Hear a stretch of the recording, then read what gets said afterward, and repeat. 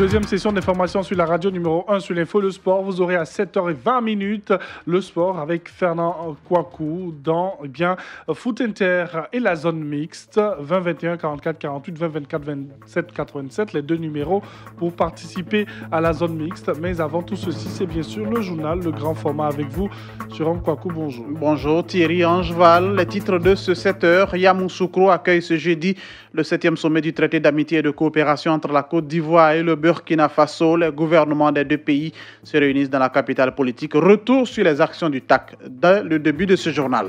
8 membres d'une même famille ont péri dans un incendie alors qu'ils dormaient paisiblement. Le drame s'est produit mardi nuit au quartier Mokéville de Grand-Bassam. La ministre Maria Toukoune était sur les lieux du sinistre. La paix peut être de retour bientôt au Sud-Soudan. Le président Salva Kiir et son principal adversaire Riek Machar ont signé un nouvel accord de partage de pouvoir, ce qui devrait mettre fin à une guerre civile qui dure depuis 5 ans. Voici pour l'essentiel. Et c'est le journal que vous suivez sur Radio Côte d'Ivoire. Cette information, ce drame, pour commencer, un incendie fait 8 morts à Grand-Bassam. Oui, ils sont tous d'une même famille. Ces parents dormaient paisiblement à Grand-Bassam. Le drame a eu lieu au quartier Mokéville de Grand-Bassam dans la nuit de mardi à mercredi. Au nombre des victimes, une femme calcinée et 7 autres asphyxiés. Selon des témoins, la famille était endormie quand le drame est survenu entre 4h et 5h du matin. On ne connaît pas pour l'heure l'origine du drame. La ministre Maria Toukoune s'est rendue sur place pour apporter la compassion du gouvernement. Et ouverture du 7e TAC ce jeudi à Yamoussoukro. Oui, les choses vont un peu plus se préciser à partir de ce jeudi, à partir de l'ouverture donc du TAC 7 avec les premiers travaux des ministres ivoiriens et burkinabés. Pour rappel, on vous le dit, les lignes commencent à bouger entre la Côte d'Ivoire et le Burkina Faso. Le traité d'amitié et de coopération entre nos deux pays porte déjà ses fruits. En dehors de l'intégration entre les deux peuples, la question du développement des infrastructures est une réalité. Kolo Koulibaly, l'un de nos envoyés spéciaux, nous en parle.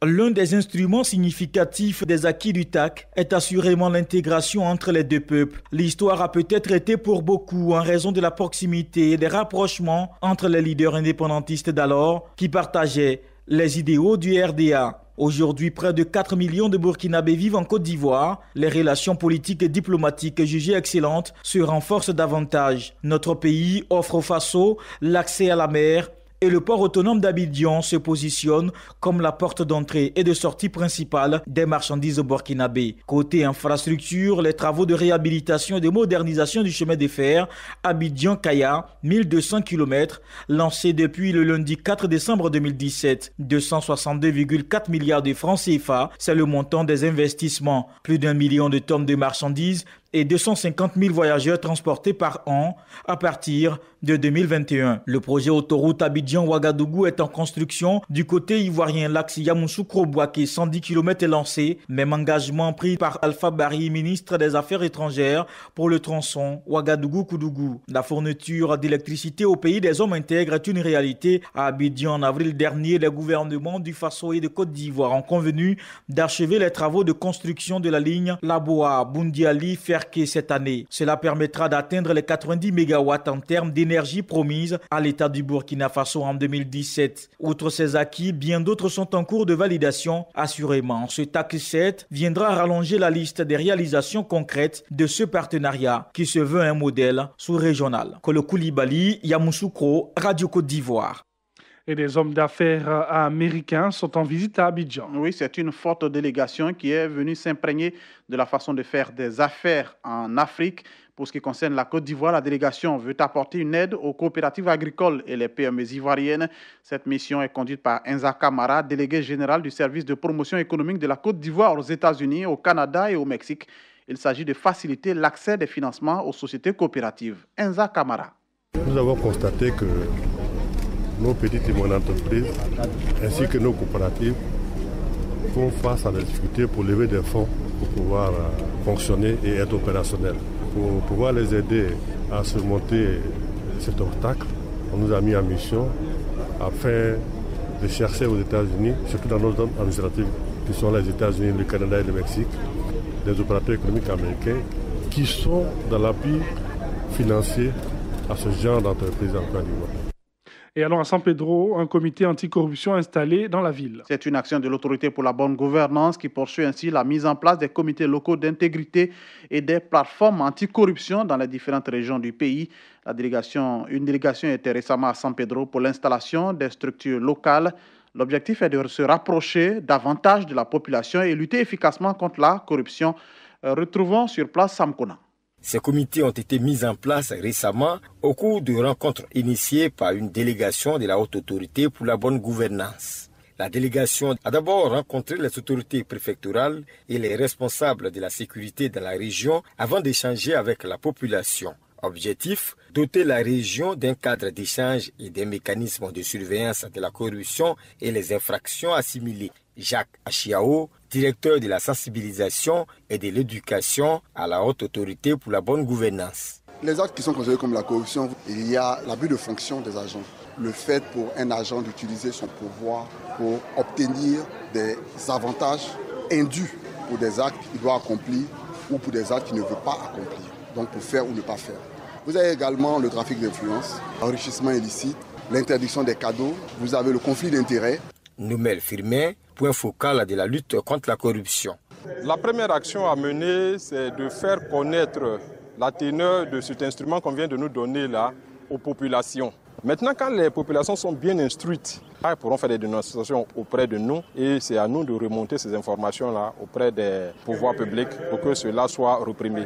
Les responsables de ces structures locales qui se réunissent une fois par mois ont pour mission d'examiner les avancées et les obstacles aux actions de sensibilisation et d'éducation menées dans la localité en matière de corruption et d'en rendre compte. Sam Kona, San Pedro, Radio Côte d'Ivoire. Les pays africains harmonisent leurs techniques de collecte d'informations. Oui, et cela pour établir leurs statistiques et planifier ainsi leur développement. Ils sont réunis à Abidjan, ces participants venus de plusieurs pays.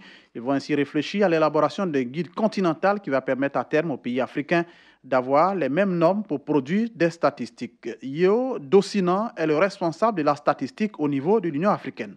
Souvent, les normes qui sont adoptées au niveau international, on ne participe pas, ce qui fait qu'on ne comprend pas les méthodologies adoptées. Et aussi, les pays n'accordent pas assez de ressources pour permettre aux INS, l'Institut national de statistique, de produire des statistiques. Vous voyez que dans l'ONIS, nous sommes peut-être 200 personnes, alors qu'ailleurs, ils sont 3 000, 4 000. Nous, on n'a pas assez de ressources, on n'a pas assez de statisticiens pour qu'ils puissent le faire. Et les ressources ne sont pas suffisamment accordées aux INS, aux opérations statistiques qui coûtent très cher, le recensement, les enquêtes coûtent très cher. Donc c'est ça qui fait qu'on n'a pas assez de statistiques disponibles à temps pour nous permettre de vendre notre développement. Comme il y a différentes sortes de pays, et les pays n'utilisent pas les mêmes méthodologies, les mêmes normes, nous parlons d'harmonisation avant d'amener tous les pays africains à parler le même langage statistique. Donc il y a les normes qui existent au niveau international, nous essayons de les adapter aux réalités africaines.